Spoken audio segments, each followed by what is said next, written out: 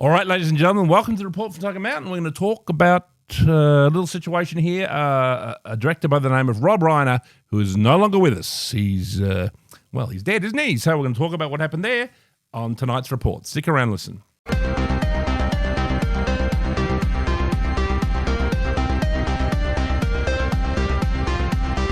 All right, ladies and gentlemen, we're going to talk about Rob Reiner.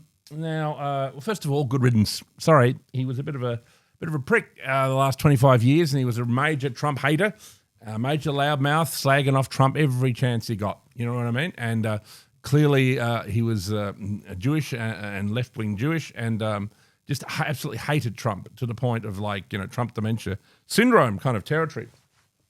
And he was a general pest. Now, I mean, I'm not the kind of person who normally wishes death upon my enemies or people I don't like. I didn't wish death on him, but, nor am I going to miss him, if you know what I mean. Obviously, he was worried about Trump his whole life. The person he should have been worried about was his own son, clearly. But, there's something strange. And I also want to preface this by saying Rob Reiner did actually make some good movies, from Spinal Tap to The Princess Bride, to When Harry Met Sally, and a few others. For about a 15, 20-year period, he did make some good films. And, as we well see, even creeps, like Woody Allen can make good films. So, he appears to be one of those. But there's something else strange. I'd long heard that he was how you would call Pizzagate adjacent, connected to Epstein, that kind of thing. Now, not so much with the girls, more with the boys, with Rob Reiner. And, this is, of course, just a floating accusation I'd heard for 20, 30 years about him. Obviously, he made that film Stand By Me, and which featured, 4 young boys. And there was rumours floating around his behaviour on set. Obviously, there were, some accusations out there in the ether about him doing things inappropriately. And then one of the things that's very strange was a roast of Rob Reiner. I don't know what it was, probably his 50th birthday, maybe his 60th. Two of the people there, Al Franken, made jokes that Carl Reiner, the father of Rob Reiner, used to rape him. I don't know why that's funny. And not only that, then he would have his movie industry friends come over and rape him. On a typical night, Carl would slip into Rob's bed, roll him over, swab him down, and say something like, "I'm thinking about hiring Maury Amsterdam to play Buddy Sorrell. What do you think?"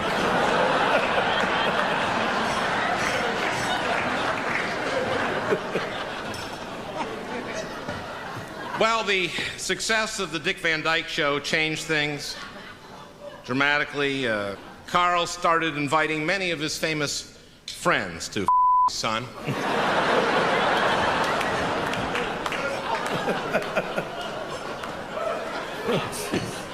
And that list includes some of the greats in comedy. Paul Lynde.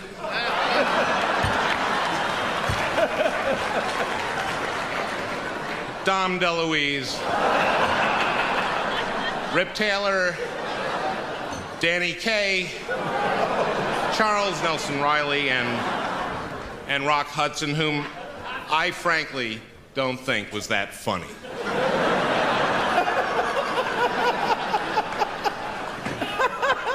I don't know, maybe this was the childhood of Rob Reiner. If so, you might even have some sympathy for the guy when he was young. If this is the kind of, of course, maybe it's just a joke, but who jokes about something like this? At a roast, I mean, there's all kinds of jokes you can make. This was seen to be a deeply offensive kind of joke. And then, of course, Billy Crystal came along, started continued making pedophile jokes about Rob Reiner, talking about how, Rob liked to put kids into cars or into vans.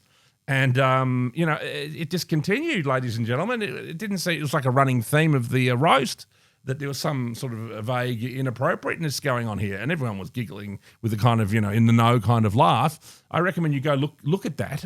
When the Friars decided to honor you, Rob, do you know why? Why? Tell me. I'll tell you. It's because of your films. Films that make you think. They make you think, what the hell am I doing here? And Rob has always been compared to the great directors, always. When he directed me and all the great cast in Harry and Sally, they compared him to Woody. When he did Misery, they compared it to Brian De Palma and Alfred Hitchcock. And when he began working closely with children, they compared him to Woody. And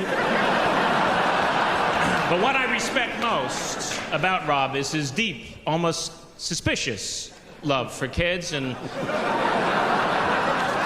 he freely gives them his time, his money, whatever it takes to get them into the van. But you know, revenge. Do his work for kids. It's just very strange because I think a lot of people who were kind of, you know, who've got, let's just say, a lot of skeletons in the closet. Robert De Niro is another one. It's not the same. He doesn't like boys or anything, but I'd heard from my friend Frank Housen, I can mention it now because he passed away, that Robert De Niro had raped women in the 80s. Frank was part of the film industry in Hollywood, and he'd heard that rumor that he had some rape accusations in the closet in relation to his behavior. I think they were with black women.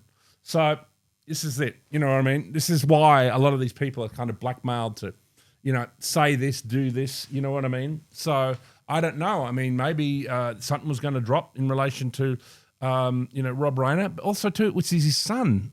I mean, maybe what Al Franken said was true. Maybe Rob Reiner it was some kind of, you know, Candace Owens, Sabaton, Frankist pedophile family, and maybe he molested his own son. I mean, you know, is it a Menendez kind of thing? Did, you know, and that's why the mother got done in as well, ladies and gentlemen. Is that why the son was, you know, going crazy on drugs? You know what I mean? We don't know. But, you know, truth is, we're not going to get the truth about this, are we? You know what I mean? But I think there's a lot more going on in the Reiner family than we know. Of course, you know, all the left-wing, you know, Jewish community in Hollywood are up in arms about what happened. But, you know, a lot of them knew this family very well. And there was a party at Conan O'Brien's and, you know, there was an argument with comedians. And this son was a bit of a bad egg who, you know, the father had constantly tried to do the right thing by him. Probably felt guilty maybe for something that happened in the past. Who knows? But, you know, there it is. It's a giant miasma. And, you know, Donald Trump, in classic style, kind of roasted him in this tweet. And a lot of people are like, oh, how could Trump say that about Rob Reiner when he's died? You know, I'm sorry. You know, we are in new times. First of all, we're in peak Trump. I think we've entered peak Trump with this tweet, ladies and gentlemen. Peak Trump, ladies and gentlemen. And I'm sorry, we're in the stage now where we don't need to send, you know, prayers, how we're genuflect and how sorry we are when our enemies die. I think we're entering a stage where we more drink wine from the skulls of our enemies, ladies and gentlemen. So in relation to Rob Reiner, I hope Donald Trump gets a hold of the skull and fills it with a nice Shiraz and, you know, has a few little sips. I know he doesn't drink, but I'm sure he could make a little bit of an exception for the passing of Rob Reiner, who is most likely satanic Sabaton Frankist asshole now residing downstairs.